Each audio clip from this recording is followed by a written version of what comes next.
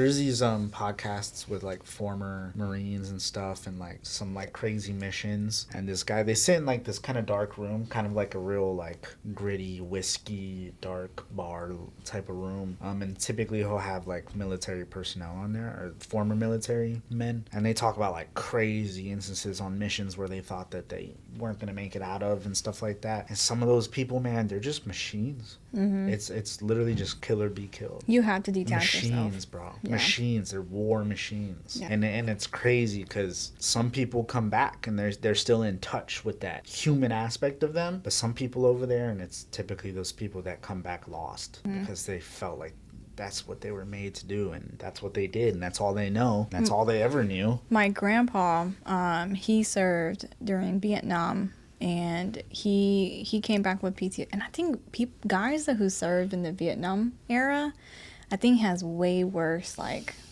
case of PTSD more than probably people that serve for Iraq. Well, I may be wrong. That could be a really subjective answer. But anyway, so There was a lot of, I think, in Vietnam, there was a lot of, like, unethical practices, too. There's, like, the villages and massacres and stuff like that. And then people with women and kids.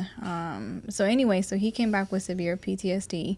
And my grandma remembers, I don't think not often anymore. I don't think not, like, recent. But maybe, like, years back, where his job at the time, well, not at the time, not all the time, because he was a medic, but his job was to patrol around the tents in Vietnam to make sure there's no enemies around. And at times late at night, he would wake up and he would take his gun and he would just patrol around the house back home in the States. So in those cases, like, what if he heard something? Your grandma just didn't. And then you walking around with a shotgun around your house, you're going to freak people out. That's not normal. You're inside your house. He's outside of the house patrolling. Right.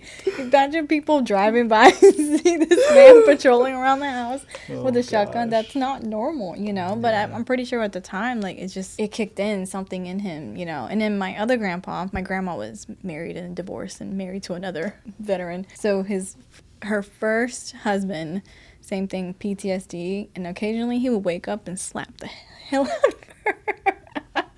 Thinking that, you know, like my grandma was somebody else.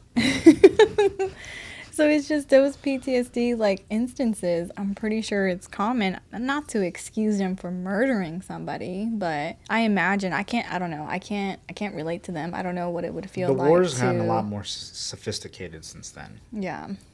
Now it's just like, well, there's obviously still like gunfights and stuff, but IUDs and special tools and special forces, not just like guerrilla warfare and all that stuff. I mean, that's still traumatic though. Yeah. I mean, imagine surviving what's it called, when you walk into a trap. A booby trap? No, like in the army, you walk into something that they set up. You were surrounded. They surrounded you. I don't know what term you're looking for, but I know what you mean. It's like you walk into a trap, a surprise attack, basically. And it's like, if you were to survive one of those, I'll be shook.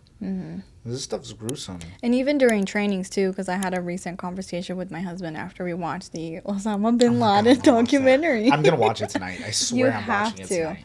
So we were talking through, you know, my husband's a veteran, in case I didn't say that to one of my past episodes. But anyway, shout out to all the veterans. Yes, 100%. We appreciate you.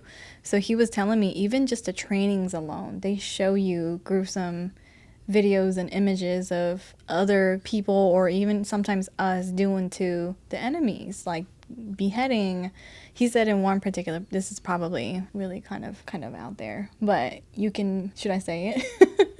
Or should I keep it to myself? Tell me. No, you know. Tell me. Just say it. So it was a video of somebody getting beheaded, and he remembers specifically because the guy was squealing like a pig as it was happening, and that still that stays in your head. So that alone is PTSD, and they show you that in the military as part of training. It's not you going out there in the Vietnam War. No, come on, my husband. Oh. No. Wait. He was in the Army 09 to 12. So, yeah. So during that time, I mean, I didn't know they did that. Yeah. And I mean, I it don't was part know. of training Maybe it's to part show of like them. the special forces. Maybe he was in a No. specific one because I don't think everybody sees I people think get I beheaded. think so. I think it's part of them to kind of like hit reality to their face, like, hey, like this isn't a joke. You're in this, and you may see these things, and you may have to prepare yourself I as think to I've what's seen- to come. You know. I think I've seen. Thank you for watching another episode of Legal Lounge. If you enjoyed this episode, you can always give our office a call to schedule your free 30-minute consultation with one of our team members. Check the description below and give us a call today.